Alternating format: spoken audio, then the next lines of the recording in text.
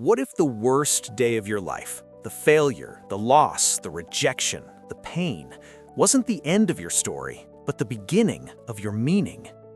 Most people don't come to YouTube for philosophy. They come because something hurts. They feel stuck, empty, lost. And here's the brutal truth. Success doesn't fix emptiness. Money doesn't fix emptiness. Even comfort doesn't fix emptiness. Meaning does.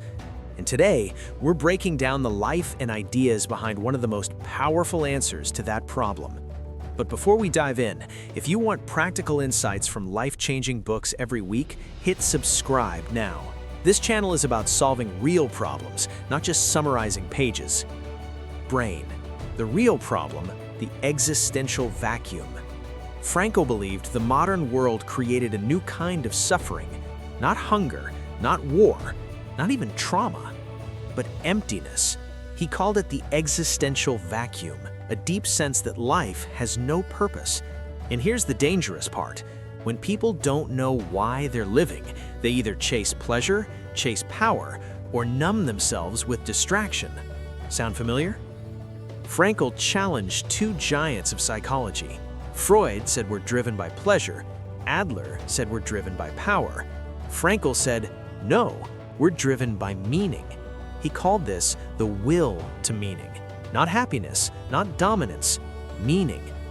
The turning point, meaning in the worst conditions. Frankl's ideas weren't born in comfort, they were tested in Auschwitz. While millions were losing everything, he observed something powerful. Some people gave up, others found reasons to endure. It wasn't strength, it wasn't intelligence, it was meaning. He concluded something radical. You cannot always control what happens to you, but you can control the attitude you take toward it.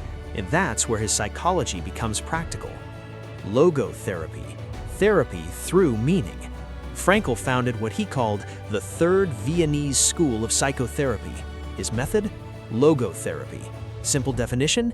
Help people find meaning in their specific situation. Not generic motivation, not positive thinking, specific meaning. He proposed 3 ways we find meaning. 1, through work or contribution, creating something, building something, serving someone. Meaning comes from giving life something. 2, through love or experience, deep relationships, connection, seeing beauty.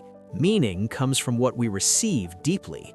3, through attitude towards suffering. This is the hardest one. When pain is unavoidable, meaning is found in how you carry it. This doesn't glorify suffering, it transforms it. If you can't remove the pain, you can decide who you become because of it. The responsibility principle. Here's something most people miss.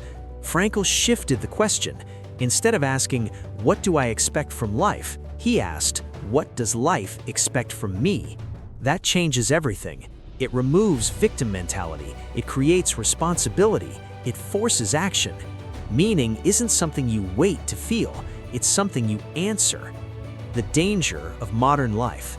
Frankl warned about something that's even more relevant today.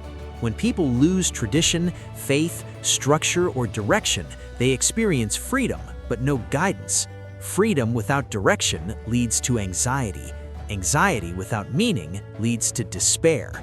And despair looks like addiction, burnout, depression, constant distraction, not because life is unbearable, but because it feels pointless. Meaning protects you. The hard truth about happiness. Here's a powerful insight from Frankl. Happiness cannot be pursued directly. The more you chase it, the more it escapes you. Happiness is a byproduct of purpose, of responsibility, of meaning fulfilled. Stop chasing happiness, start chasing responsibility. Why his ideas went global. Frankl didn't just write a testimony, he offered hope after catastrophe.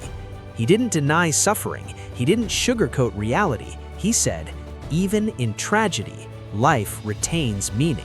That message resonated across the world because everyone suffers, but not everyone knows what to do with it. The big question.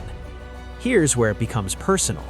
Right now in your life, what responsibility is calling you? What challenge is asking you to grow? What pain is demanding transformation? You don't need a new life, you need a new response to your current one.